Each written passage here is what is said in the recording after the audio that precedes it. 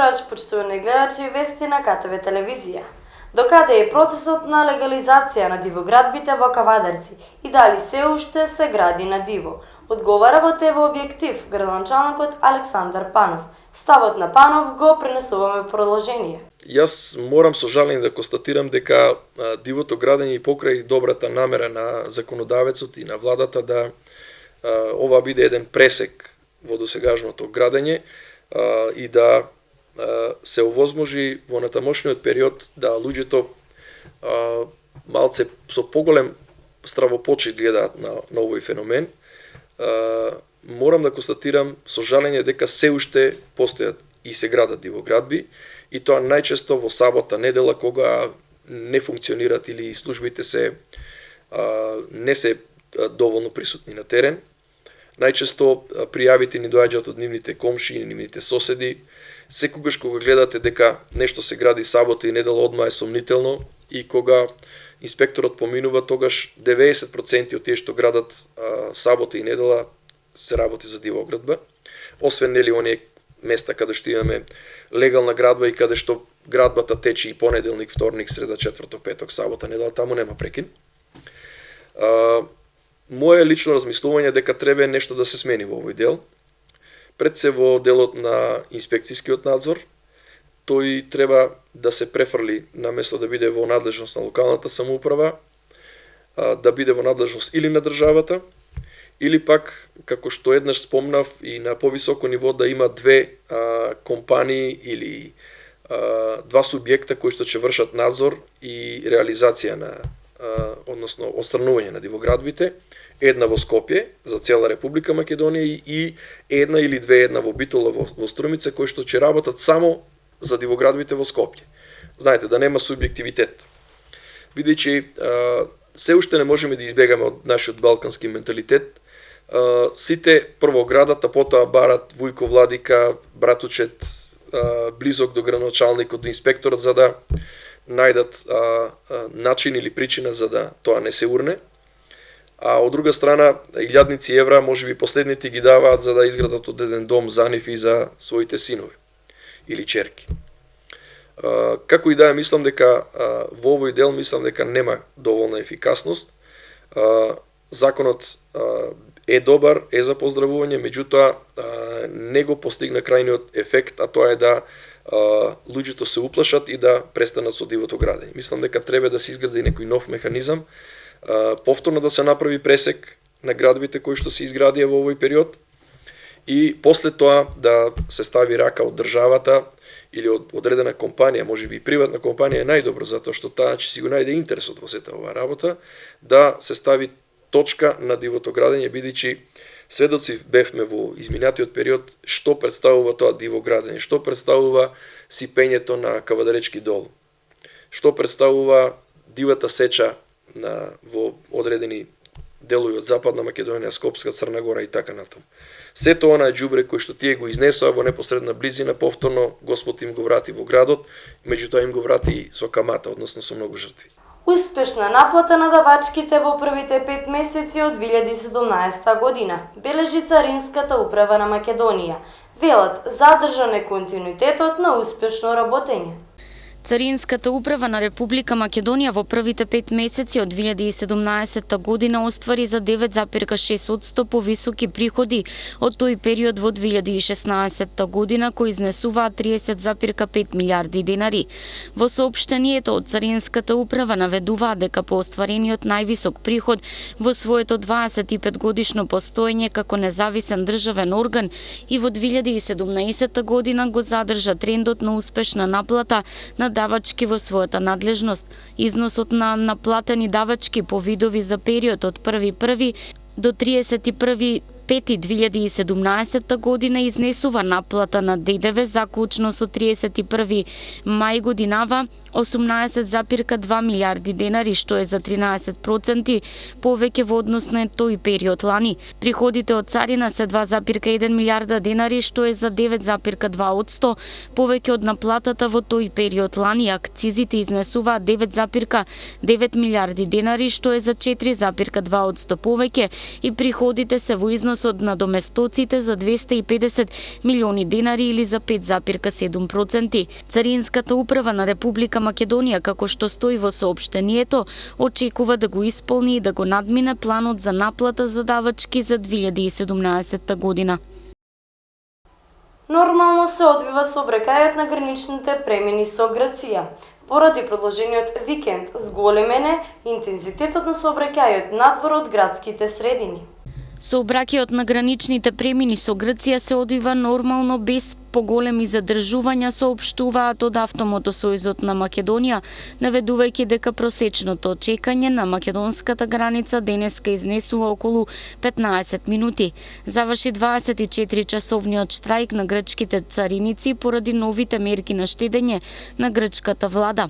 За време на штрајкот целосно затворени за сообраќај беа граничните премини до Ирани и Ники, каде границата можеше да се мине само пеш, додека на граничниот премин в зони на секој час границата се отвараше за патнички возила и автобуси во трајање од 15 минути. Поради продолжениот викенд, фреквенцијата на македонско-грчката граница е зголемена. Од Автомотосојузот на Македонија информираат дека интензитетот на сообраќај на патните правци надвор од градските средини е зголемен, а на граничните премини нема подолги задржувања за влез и за излез од државата. Повторно пуштен во сообраќај возот на релација Солун-Белград. Железничкиот сообраќај од Атина до Белград беше во прекин подолг период, затоа што владата во Атина тогаш одлучи дека нема финансиски средства да ја одржи оваа линија и ја прогласи за непрофитабилна. Сега надежите на грчката влада се дека токму овие возови ќе придонесат за зголемување на туристичките патувања од земјите на Балканот со крајна дестинација Грција. Имено и официјално грчката државна железничка компанија Трејносе го обнови сообраќајот, односно железничката линија на релација од Солун преку Скопје за Белград, а во летната сезона возови ќе патуваат и до Букурешт преку Софија.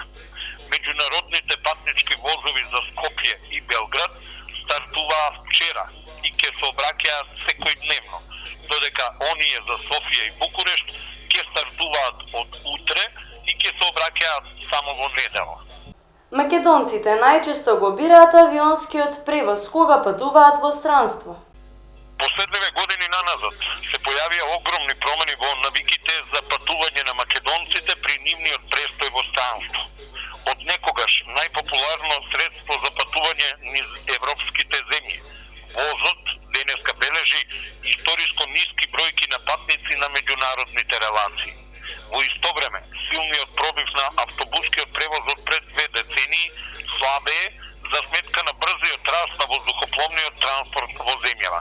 Статистичките податоци говорат дека авионите во изминатите неколку години станаа најпопуларно средство за транспорт при патување во странство.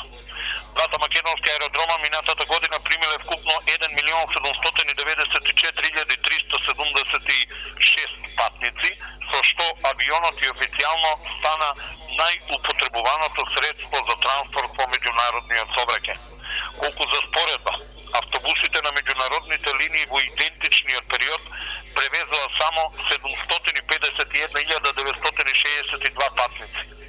Податоците на Државниот завод за статистика покажуваат дека возот, како превозно средство на меѓународните релации, го искористиле само 3000 патници.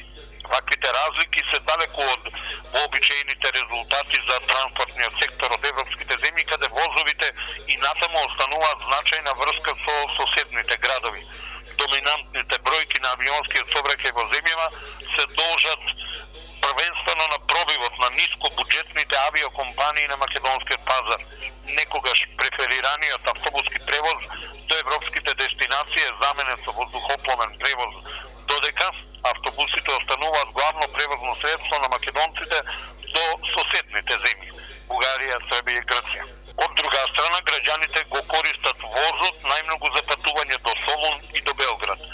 во изминатиот период имаше константно намалување на бројот на меѓународни возови од и кон нашата земја. Погледано од историски аспект, распадот на некогашна Југославија го сопри развојот на меѓународниот железнички сообраќај во нашава земја. Возовите беа заменети со автобуси за патување кон странство, при што ваквата состојба траеше се до влезот на нискобуџетни авиокомпании во нашата земја.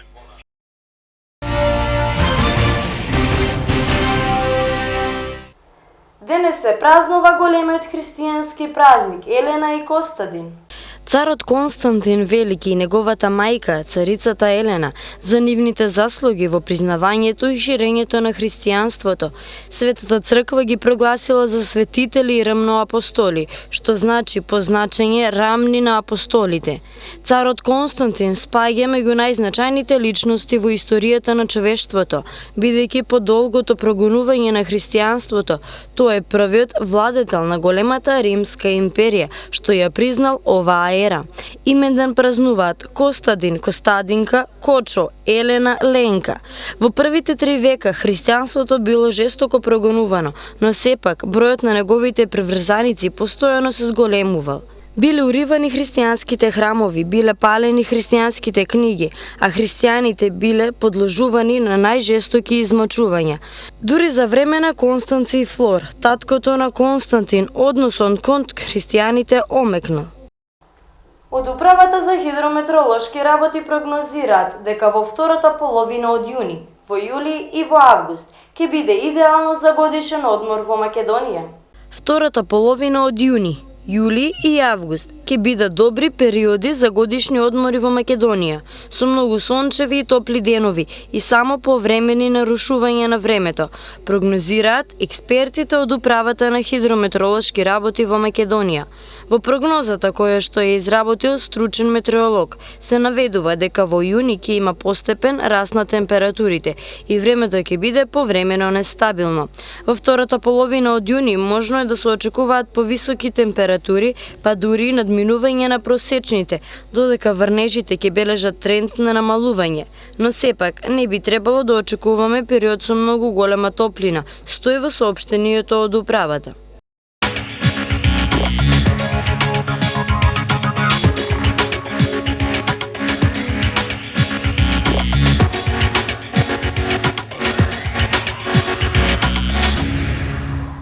Вести од спортот. Женската кошаркарска репрезентација на Македонија со победа стартуваше на турнирот во Скопје. По пауза од 3 години женската сениорска кошаркарска репрезентација на Македонија одново се собра на едно место и го одигра првиот, па макар и пријателски надпревар, дел од меѓународниот турнир кој деновиве се игра во Скопје. На првата проверка новиот селектор Маријан Лазовски и неговите избранички беа успешни и играчки и резултатски и ја декласираа селекцијата на Бугарија со резултат 77-62. Претходно во првиот надпревар од овој тродневен турнир во организација на Македонската кошаркарска федерација, селекцијата на Јапонија делуваше мощно и убедливо против Босна и Херцеговина и славеше со 100-69. Двојките од второто коло кое на програмата е денес се од 17 часот играат Бугарија и Босна, а од 19 часот Јапонија и Македонија. Тродневниот турнир завршува утре со останатите 2 надпревара. Во 18 часот играат Бугарија и Јапонија, а од 20 часот за затворање на турнирот играат Македонија и Босна и Херцеговина. Македонската женска кошаркарска репрезентација на овој турнир во Скопје не смета на помошта на Едина Муса, повредата поради која кошаркарката на Вардар не го одигра последниот надпревар од финалето во домашниот шампионат против Бадел, ја спречи да се врати во репрезентацијата. Селекторот на црвено-жолтите Лазовски на овој турнир исто така нема да смета ниту на Ивана Удовалиева и Драгана Јововиќ, но се надева дека истите ќе бидат во составот за квалификациите за Европското првенство 2019. Поради ситни повреди против бугарките не настапија ниту Кметовска, ниту Петковска.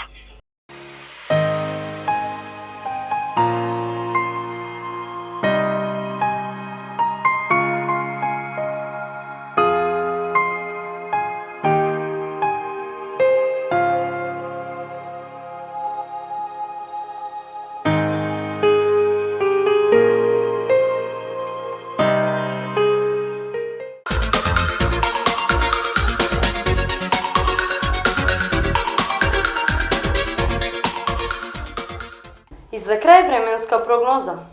И утре попладне на повеќе места ќе биде нестабилно со поброен дожд и грмежи и ќе дува умерен јужен ветер.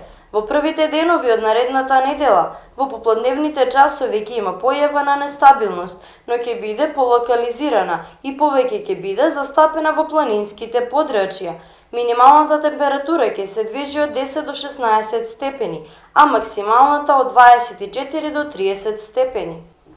Тоа беа подготвените содржини во денешното издание на вестите. Ви благодарам на вниманието, имајте пријатна празнична вечер.